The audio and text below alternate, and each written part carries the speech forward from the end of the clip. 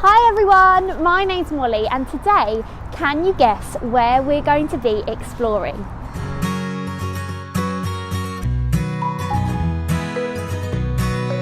That's right, we're in London and we're on the trail of a very famous bear.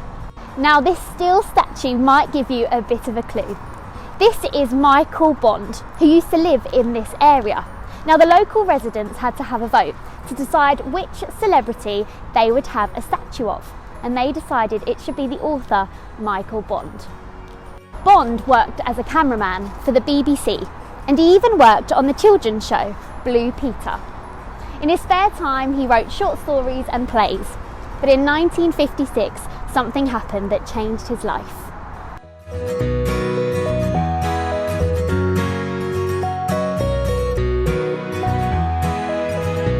It was Christmas Eve in 1956 and Bond was shopping in this London store close to Paddington Station. He spotted a bear sitting alone on a shelf and he felt sorry for it, so he bought it as a present for his wife. And this inspired him to write a story about a bear called Paddington. In just 10 days, Bond had written a whole book full of stories, and on the 13th of October 1958, A Bear Called Paddington was published.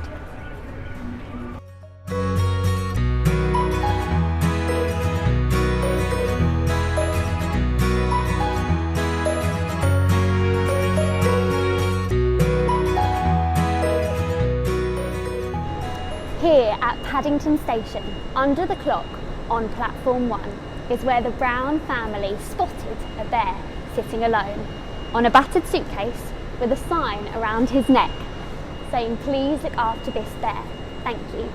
They decided to help the bear, take him home and look after him. Now the bear had come from darkest Peru, where his Aunt Lucy had sent him to London in search of adventure. And the only thing that he had with him was a marmalade sandwich packed by his Aunt Lucy. Now the Browns obviously needed to give the bear a name, so they decided to name him Paddington, after the station where he was found.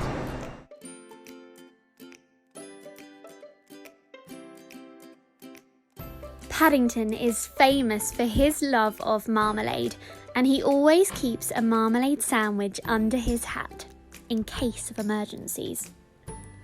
Bond gave Paddington a label as it reminded him of children being evacuated from the war, as they also wore labels, and Paddington himself had travelled from darkest Peru to London.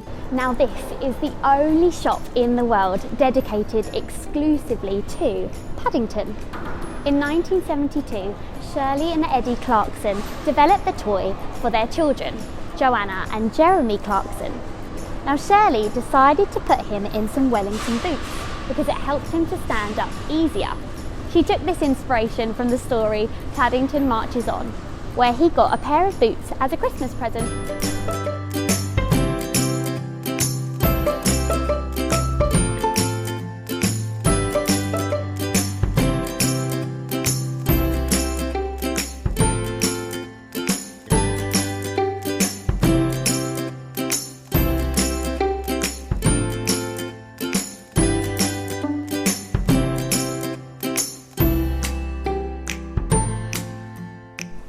The Browns, of course, lived near Paddington Station, here in Windsor Gardens at number 32. But did you know that that's not actually a real number 32?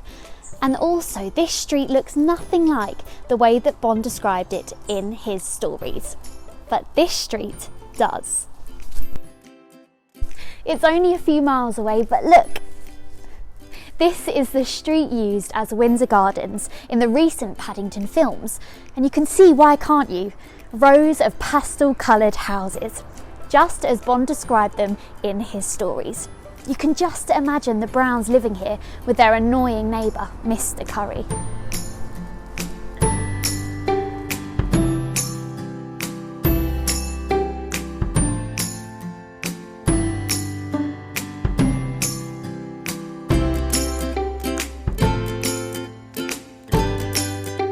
The stories follow Paddington's adventures in London, and he'd often come here to Portobello Market, where all the shopkeepers respected him for driving a hard bargain.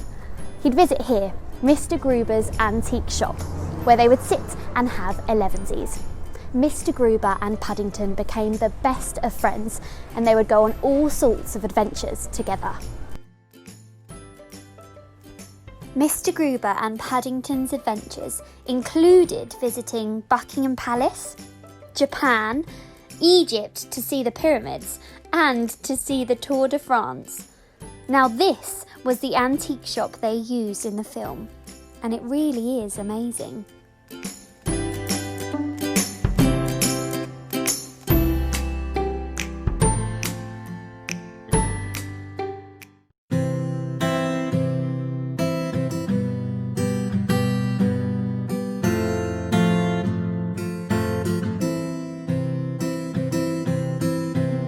Michael Bond died on the 27th of June 2017, aged 91, and he's buried here at the Paddington Cemetery, close to where he lived.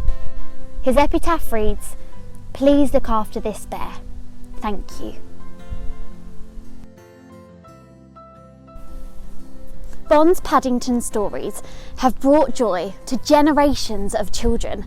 Over 35 million copies have been sold worldwide, and the characters have been featured in film and television. And there's no sign of Paddington's popularity slowing down anytime soon.